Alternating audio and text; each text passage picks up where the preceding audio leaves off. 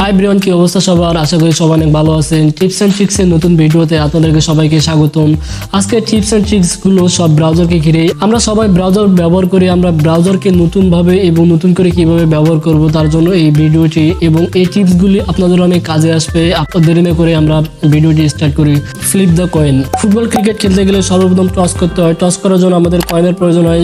ব্রাউজারের মাধ্যমে আমরা টস করতে পারি এবং ব্রাউজারের মাধ্যমে টস করার জন্য আমরা গুগল ক্রোম ব্রাউজারে চলে যাব, সার্চ করব ফ্লিপ এ কয়েন।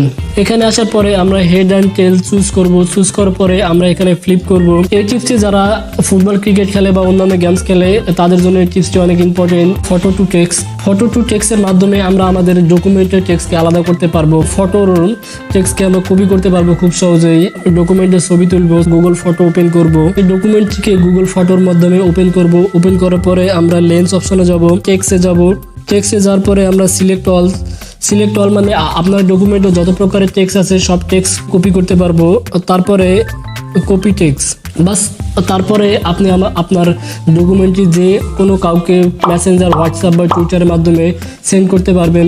কপি ইমেজ টিপসটি অ্যাপ্লাই করার মাধ্যমে আমরা কোনো ধরনের ফটো ডাউনলোড না করে সেই ফটো আমরা যে কোনো কাউকে সেন্ড করতে পারবো। আমরা এই টিপসটি অ্যাপ্লাই করার জন্য আমরা ব্রাউজারে গিয়ে যে কোনো একটা টপিক সার্চ করব।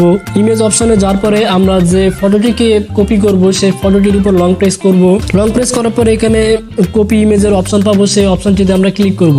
কিবোর্ড অপশনে গেলে কপি ইমেজ আসবে, আমরা এখানে জাস্ট ইমেজটি সেন্ড করে দিব, যার ফলে আমাদের ফোনের স্টোরেজ বাঁচবে, তার সঙ্গে সঙ্গে আমাদের এমবি। কেমন লাগলো টিপসটি সবাই কমেন্ট করে জানাবেন এবং আপনাদের কাছে যদি এই টিপসগুলি ভালো লাগে আপনি আপনাদের ফ্রেন্ডদের সাথে শেয়ার করবেন। শেয়ার করতে কোনো মানা নাই, যত খুশি শেয়ার করবেন এবং আপনাদের চ্যানেলটিকে সবাই লাইক দিয়ে সাবস্ক্রাইব করবেন। দেখা হবে পরবর্তী কোনো ভিডিওতে। ততক্ষণ ভালো থাকবেন, সুস্থ থাকবেন। আল্লাহ হাফেজ।